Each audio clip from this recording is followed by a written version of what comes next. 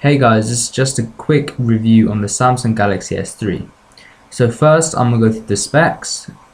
I'm just going to say the most important ones to save time. So the first thing you notice when you look at this phone is that it's very slim at just 8.6 millimeters.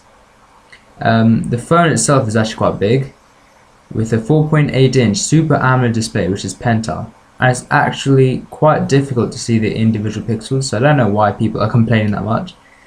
Most notably, it has a quad-core Exynos processor, which basically means that it's really fast, and it runs at 1.4 GHz. Taking a quick tour of the phone, you can see that on the front of the phone there are three buttons. The home button, the back, and the menu. Well, actually you can't see the back and the menu, but that's because I set them to invisible. On the bottom of the phone there's a micro USB slot and a high quality microphone.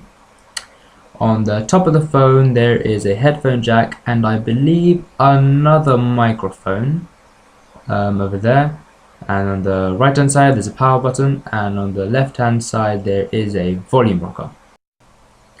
On the back of the phone now, it has a high quality speaker, an LED flashlight and a camera. Speaking of camera, the back camera has an 8 megapixel sensor that captures 1080p video, and while it does, it can also capture stills, which is actually pretty cool. The front camera is 1.9 megapixel, which is actually quite great for a front facing camera, and I believe it can even capture in HD, which is great for you Skypers.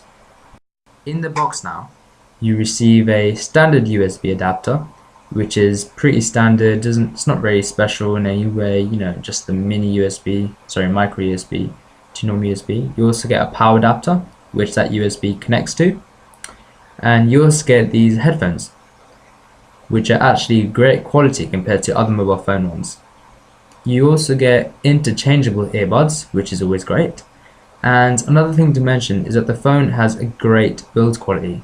For example, when you insert the headphones, it makes a satisfying click, and it's actually difficult to get out, which just shows how well built the phone is and all of its components. Moving on to software now, the Galaxy S3 obviously runs on the latest version of Android 4.0.4, which is Ice Cream Sandwich. Let me just show. 4.0.4, which is Ice Cream Sandwich, and this is basically a more smoother and more stable version of Android, and it helps basically bring a better experience. You also get the Google Play, of course, and I still hate that name, but yeah.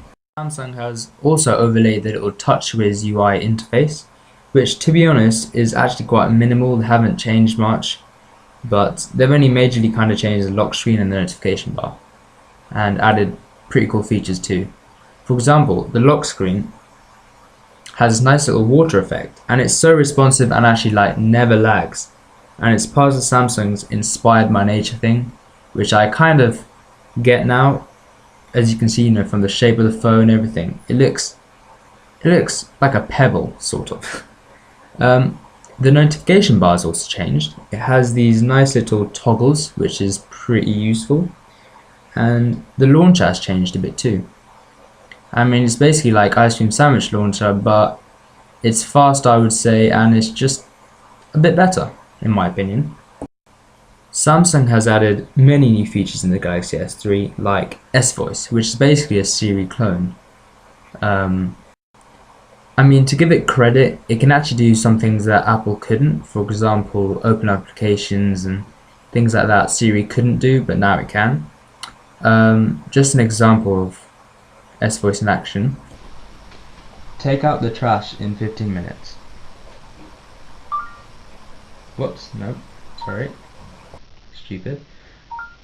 Remind me to take out the trash in 15 minutes. Oh, it just interrupted me. Okay, here is your task. Yep, it interrupted me like I expected. It does that quite a lot. But another feature that Samsung is pushing is called Smart Stay. It's basically supposed to keep the screen on while you look at it by detecting your face, but it doesn't work for me, but it probably does work for other people. There are many other features that are awesome about this phone. For example, it has NFC, so it means that you can do Android Beam and S Beam with other phones, which is pretty cool. And there's this thing called direct call, so basically say if you're on a messaging app And if you just lift your phone to your head, it'll automatically call that person without having the need to touch the screen, pressing your call button. Which is a bit gimmicky, but yeah, it's pretty cool. There are also tons of other motion features, which I'm not going to go into, but a really cool one is screen capture. Yeah, like that. So basically all you have to do is swipe your hand across the screen, your palm, and it takes a screenshot, which is pretty awesome. So yeah, overall the Samsung Galaxy S3 offers one of the best mobile experiences you can actually buy. It is such a polished phone, it is incredibly fast, gorgeous screen, the cameras are excellent, the UI is extremely polished, and the phone literally is superb. The only bad thing I can say, and this is me being incredibly picky, is that the hypergaze back is a bit flimsy and it picks up a lot of fingerprints. But yeah, like I said, that's being very picky. Anyway, that's the Samsung Galaxy S3. Hope you enjoyed this review. If you have any questions, don't hesitate to ask me below. And thank you for watching, and see you next time.